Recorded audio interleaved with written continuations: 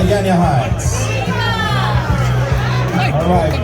Before we begin our program, I'm just going to go real quickly. We're not going to have a chance to have them speak tonight, but they are represented. And so, ladies and gentlemen, in addition to all our former senators, we have our candidates running for the Guam legislature.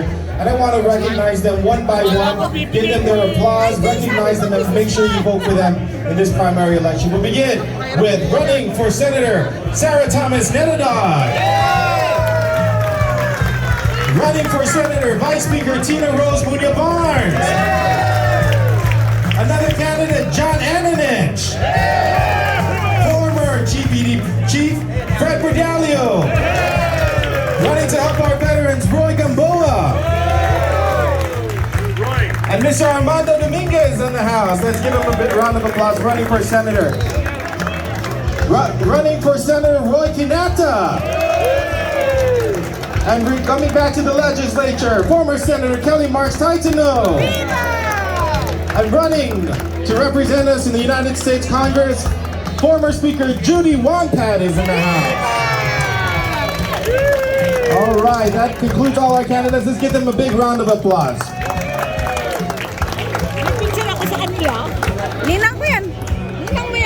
Former Mayor Barragana Chino Uggan is in the house. Let's give him a big round of applause. And former Vice Mayor of Manila, Tommy Duenas, is also in the house. A good representation of our former elected officials. And I already mentioned him, but again, former Vice Mayor Daigo Benevent.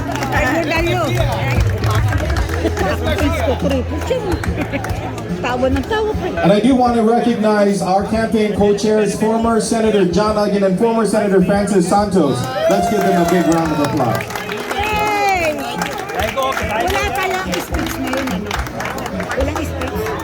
And of course, our first gentleman.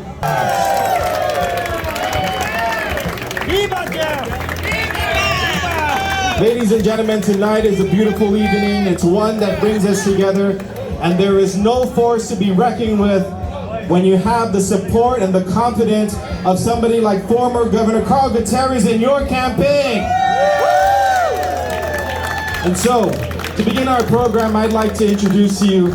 If you joined us yesterday, I introduced him as not only as the partner of Governor Luliang Guerrero, but an individual who has served as an administrator of our government, working every single day to make sure that we're delivering the services to our people in an expeditious and efficient manner, because he believes that every need of our people needs to be responded to quickly. And ladies and gentlemen, no stranger to politics, and our Lieutenant Governor of Guam, the Honorable Josh Tenorio!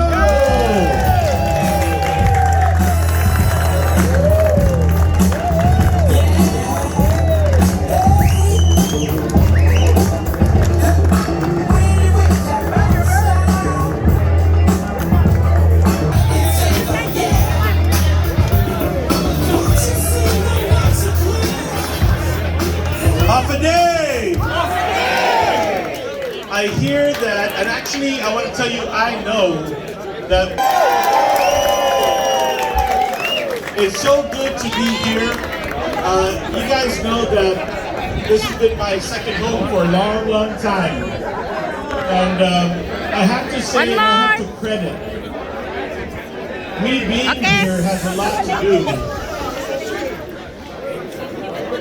lot to do with somebody who has mentored me for, gosh, I don't know, I think it's 25 years now. I don't know, more than 25. But being mentored by Governor Carl Gutierrez and First Lady Jerry Gutierrez, I just want to thank them for opening their home. And, as your candidate for Lieutenant Governor of Guam,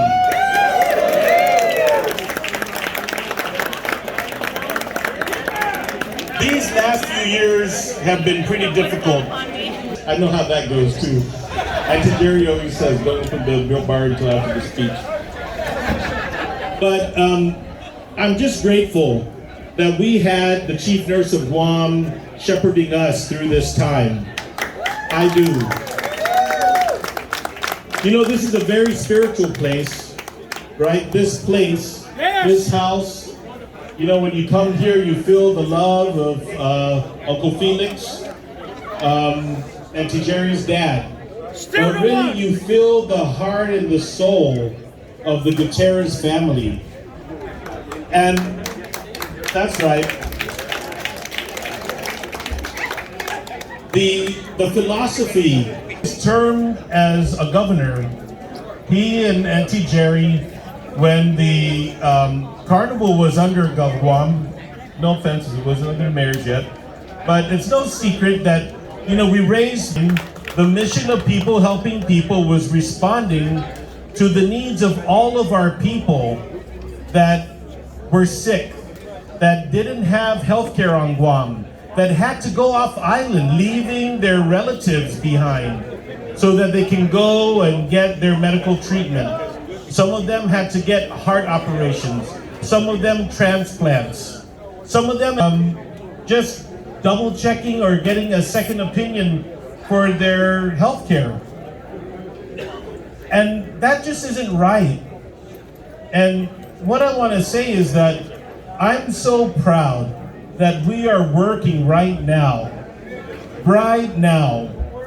to build a new hospital.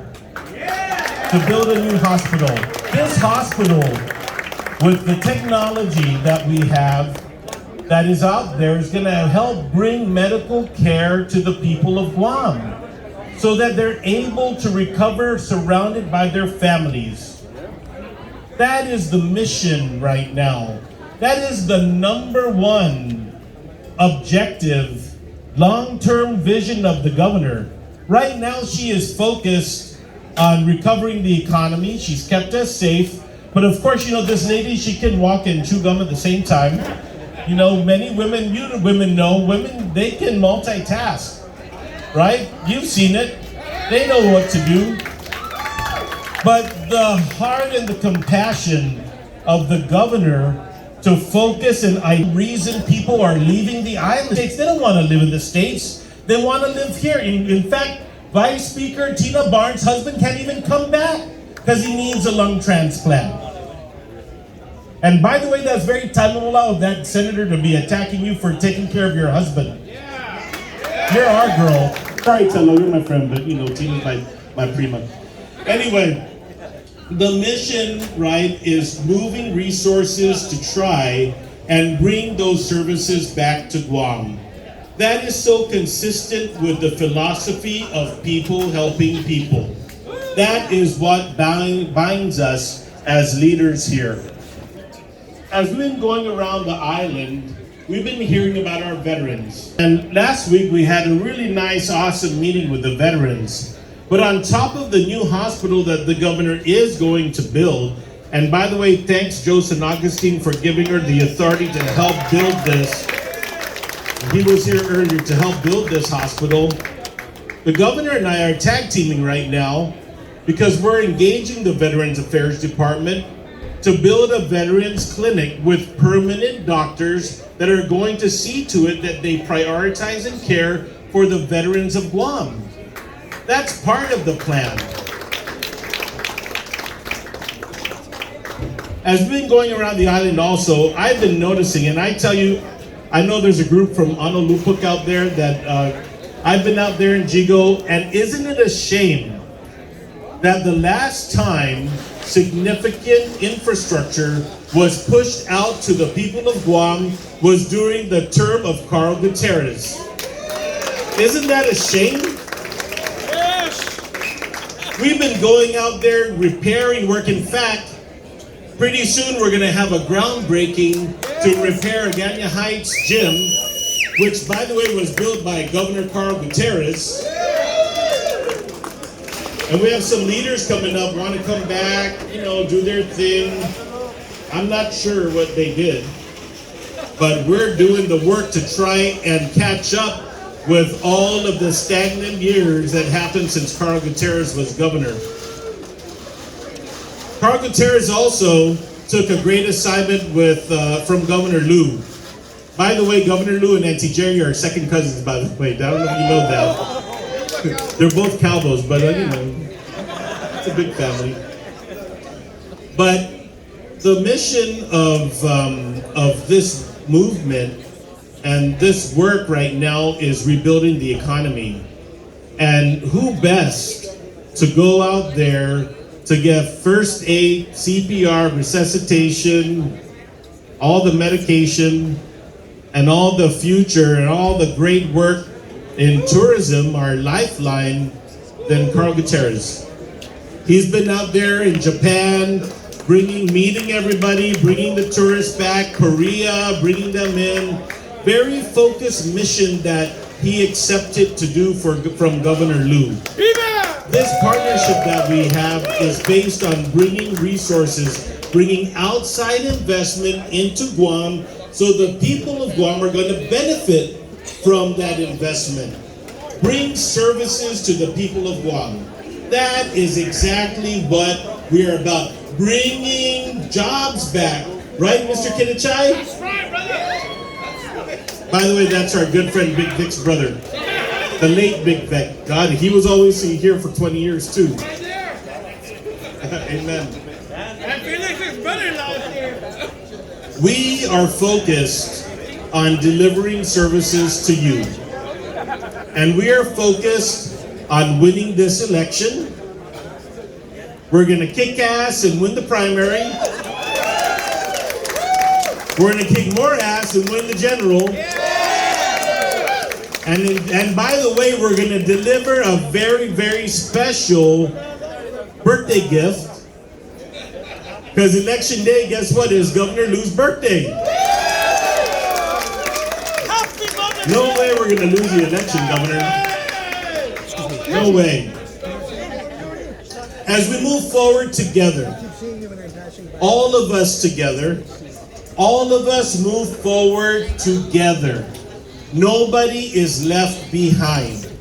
That is our philosophy. We have a lot of work to do. There's a lot of work to catch up out there. We lost 2.5 years to this pandemic, but we're not going to let it down. We're not going to let it get us down, because we got a lot of work to do. In the next few years, we are going to see so much more. In the next few months, you're going to be shocked about all the stuff that's coming down the pipe. We were in Talafofu, out there repairing the road. By the way, the last time the roads were repaired in Talafofu was, guess when? Carl Gutierrez. Yes! Down in Inalahan, Yes! bringing the Inalahan pool back, recovering the Inalahan Elementary School, building a gym over there in Inalahan with a basketball court in Humatak, bringing back F.Q. Sanchez Elementary School so the people of Humatak can bring the people from the outside in to learn about Guam. Fixing the cemetery, making sure that our loved ones didn't move. I have to tell you, it's crazy stuff out there. Hagat, the reason why our good friend Suswiko is here is because, boy, we've been cleaning up roads. He told me they haven't been paid since the war ended. Can you imagine?